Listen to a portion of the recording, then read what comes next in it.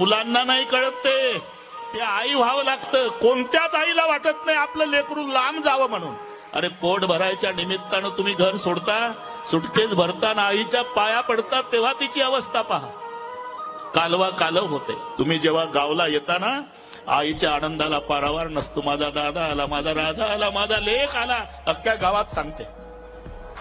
3 दिवस गेल्यावर 4थ्या दिवशी तुम्ही आवराआवरी करता, आईचं लक्ष असते, जातही वाटतं. आणि तुम्ही पाया पडायला आला, चालला का बेटा? हो आई. कधी येशील बाबा? सुट्टी मिळाली तर पुढच्या वर्षी येईल आई. हे बघ, सुट्टी नाही मिळाली, नको येऊ बाबा, कुठेही राहा. आता मी पिकलं पान आहे, कधी गळून पडणार सांगता येत नाही.